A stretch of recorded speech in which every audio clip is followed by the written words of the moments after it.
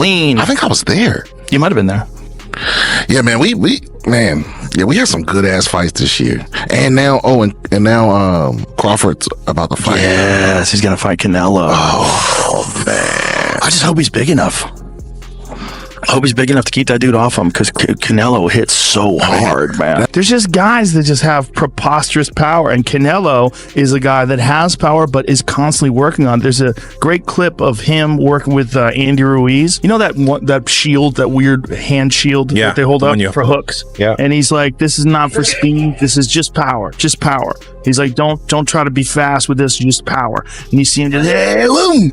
Bro, he hits so hard. After seeing the confidence and readiness of Canelo Alvarez during the press conference, Joe Rogan has expressed his fears for Crawford and has urged him to pull out of the fight. The UFC commentator was one of those that was swayed by Canelo Alvarez's seriousness during the press conference.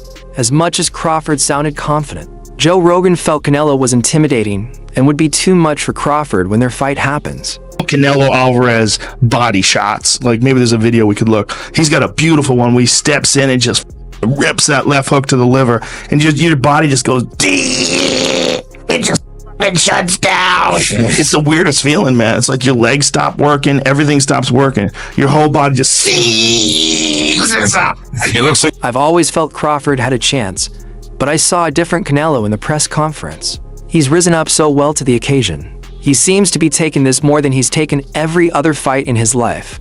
Joe Rogan went ahead to call Crawford the underdog, hinting that things may get really bad for the Nebraskan boxer on fight night. Crawford has always been the underdog, but I guess that fact became clear after the press conference. Only a miracle would save Crawford. Everything seems to be against him. Finally, Joe Rogan then suggested calling off the fight, but agreed that was almost impossible. If I had my way, that fight wouldn't happen. Canelo's aura and readiness has sapped out every bit of positivity inside of me. Fight would be gigantic. I'm trying to make all-time history. Right. That's the one that gets you going. I can see it in your eyes. Yeah. I hear him now. You too little. Canelo gonna break you. Yeah. I love the challenges. Let me pull him on once again. Both men have achieved remarkable success across their weight divisions, with Crawford bringing a perfect record of 41-0 to the table after clearing out his competition, as he continued to challenge himself. Whilst he has also received his fair share of criticism, Alvarez is still one of the very best, and he remains the biggest star in the sport.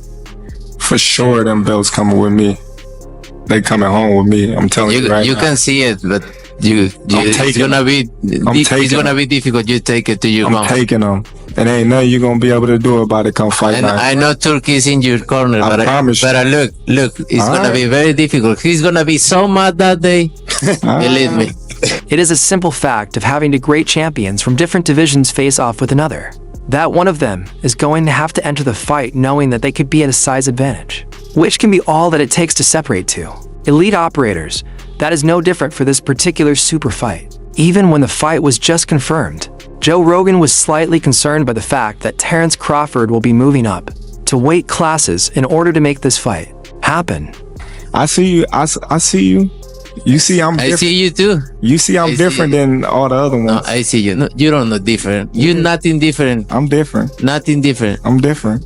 We'll see. You gonna see. We'll you know see. it. We'll see. We're We'll gonna see. see. Having initially achieved success in the lightweight division, Bud will go from competing at junior middleweight 154 pounds up to the super middleweight limit of 168 pounds. For this legacy-defining showdown, this is sure to be a huge talking point in the lead up to the fight because of how technical Crawford is. His next opponent is also a world-class boxer who has previously competed at light heavyweight. The UFC commentator spoke about the size element when hyping up the fight during a recent episode of the Joe Rogan Experience, where he was joined by comedian Brian Simpson. Having recorded multiple podcast episodes with Crawford in the past, Rogan's major concern is whether the physical advantages that Canelo will hold will be too big of a hurdle to overcome. I just hope he's big enough. I hope he's big enough to keep that dude off him, because Canelo hits so hard, man, he said. Elite of the elite boxers.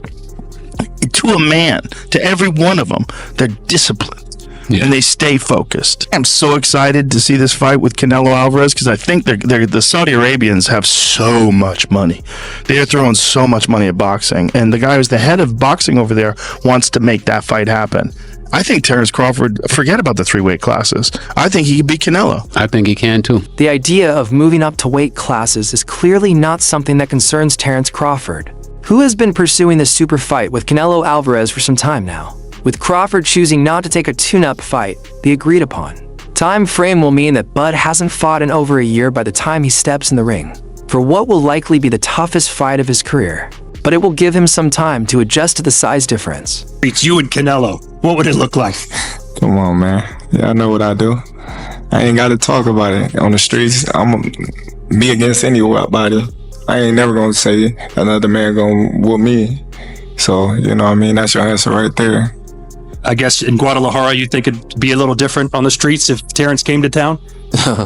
I think every city, every place is different, no? It's different.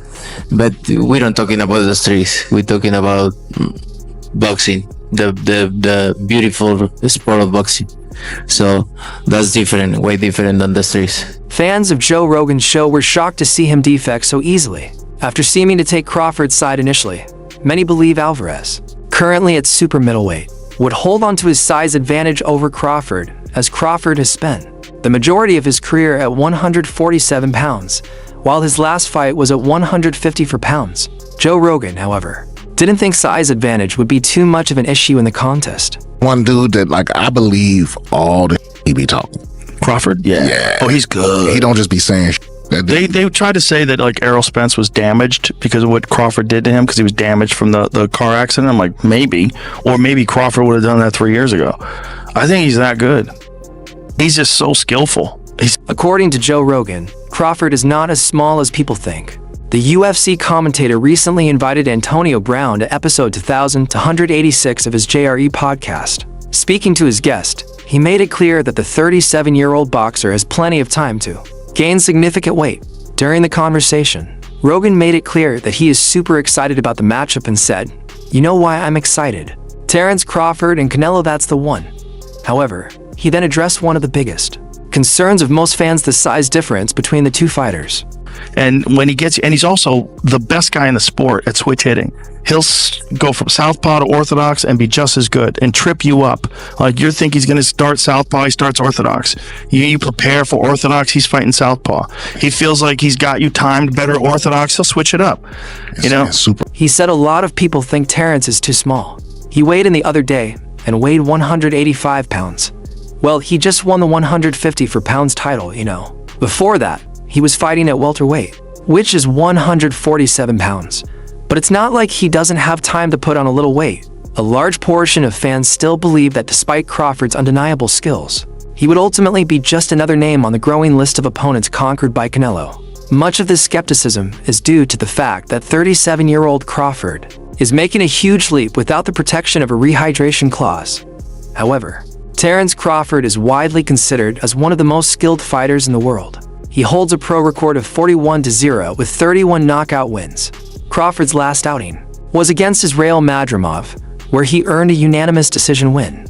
He just knows so much about boxing, about where to be and what's coming, and he's a strategist that's also entertaining. Yeah. You know what I mean? He's an artist. Like, remember like a young B-Hop? Yes. It was like just so sharp and made it look almost entertaining. You know what I mean? Roy Jones in his prime with art. You were watching art. He's piecing up people. It was an Riyadh season kicks off with one of the year's most anticipated fights already heating up.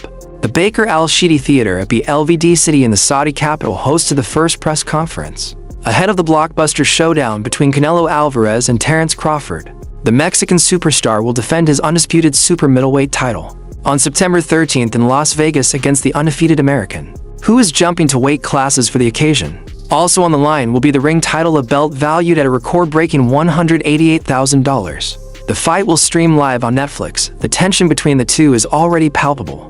The fighters came face-to-face in a lavishly staged event in keeping with the grand spectacle now customary for major bouts in the Middle East.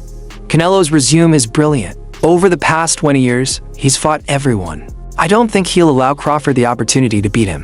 This will be one of the best fights of the past decade, said Turki Al-Sheikh, who opened the press conference. Both fighters had dinner the night before with the Saudi minister, who was the driving force behind this long-awaited contest. Going up and becoming undisputed against Canelo. Whoo!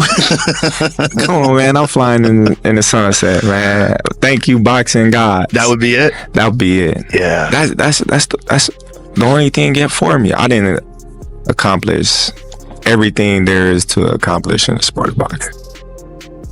Canelo arrives with something to prove following his most recent win over William Skull, a bout that set the record for the fewest punches thrown. That wasn't a fight, it was a disappointment for me. I came to fight, but you need both boxers to want it. This is a big fight, and for me, making history is the goal. So I'm fired up, he said. He's a great fighter, but he's not Canelo. I've got experience, they just focus on my power. But I have more than that. I think this will go down as one of the best fights of my career.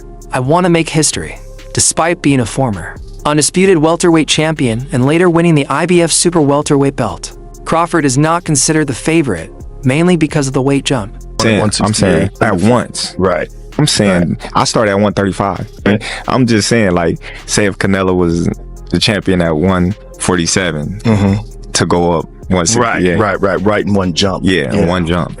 It's a big jump too. 21 pounds. It's a lot of weight. It's a lot of weight. I'm going to win, it's that simple. No one tells me how to fight. I've been doing this my whole life. I'm not going to run, declared Crawford, whose backward-moving, elusive style could pose a problem for Alvarez, but the Mexican remains unfazed. Both men believe this clash will be one for the ages. I asked for Canelo because he's a great fighter. He's faced guys like Mayweather. GGG mega fight, saying this is my mega fight. This is my moment. That's why I wanted Canelo, said Crawford. He's one of the best boxers I'll ever face. I'm going to prepare for everything, Alvarez responded. Standing behind his collection of belts, Alvarez issued a warning. He's not going to beat me. I believe this fight will go down in the boxing history books. I hope he doesn't run. Fans deserve to see a great fight. I hope he brings it. I know what I'm capable of, and I'm very confident in that. It's shaping up to be a night to remember. I'm gonna win. Simple as that. I'm not gonna let somebody else force me or tell me how to fight when I've been fighting my whole life. I won't be running, I could tell you that, but I will be, doing a lot of touching. Give me wrong. He's a great fighter, like I say, he's no Canelo. Previewing the September 13th showdown between Canelo Alvarez and Terence Crawford, both fighters sat down with Piers Morgan for a lengthy interview, where Morgan posed questions about their upbringing, mentality, and physical capabilities heading into their fight. Neither fighter was too keen on getting into the deeply personal questions Morgan had to ask with regards to Canelo fighting through the kidnapping of his brother, or Crawford getting shot years ago.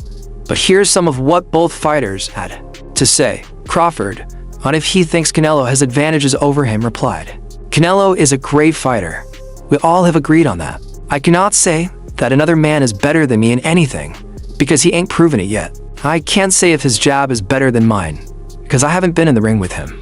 I can't say if a person's right hand is better than mine, because everything that I do, I feel I do it great." Listen, however they rate me, it doesn't matter. At the end of the day, we got to fight, and I'm going to win the fight. It's simple as that. Can I ask you about if there's any rematch clause with this fight with Canelo? No, it's not. Is that something you push for? No, I didn't. And there's any weight restrictions to the fight at all? No, it's not. Crawford, on what weight he's currently at? I don't know. 155. Crawford, on if he's concerned that he's only at 155 and this fight is at 168. And if getting up to that weight could hinder his style, he said, "No, not at all. Cause I just look at us fighters like we carry a lot of weight anyway. I'll just be fighting at one of my natural weights." Canelo, on those who believe he's a drug cheat based on failed tests in the past, people who don't want to believe. They don't believe even if it is true what I say or the proof is there. They want to believe what they want to believe, and I don't really care. As would like to put on a weight restriction to this type of fight. Why didn't you want to do that? Because I want him at his best. I don't want no excuses. I don't want no, reasons why, he didn't feel good or anything.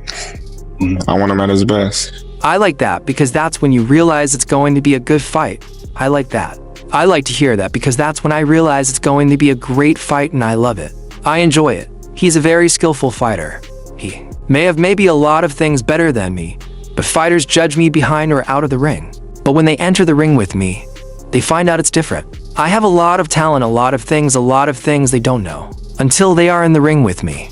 You got the alpha males over there that know what they are capable of, so they don't have to put on a front or a show. We're going to give the fans a show for sure, but we both know what we're capable of. Crawford, when asked on having a reach advantage over Canelo, answered, it could be in some cases, but in some cases, it could be a disadvantage. Canelo's real good at slipping inside shots in mid-range.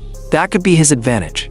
So I never think about just because I got long arms that could be my advantage. Yeah, it's an advantage on the outside, but then if the fight goes on the inside, it's what you do with your long arms, how short can you throw your shots. So I'm well-rounded on all playing fields. A lot of experts, I think Canelo's not the same fighter. His punch output's a lot less. What do you think, considering the last 12 months or so? Is he the same fighter he was maybe a few years ago? I think he is. I just think, he just wasn't up for the skull fight. And I think, different fighters bring different, energies out of other fighters. A lot of people are judging you on the Madrimov fight, saying you struggled moving up in weight. You're going further up in weight, and they're saying that's going to go against you based on the Madrimov fight.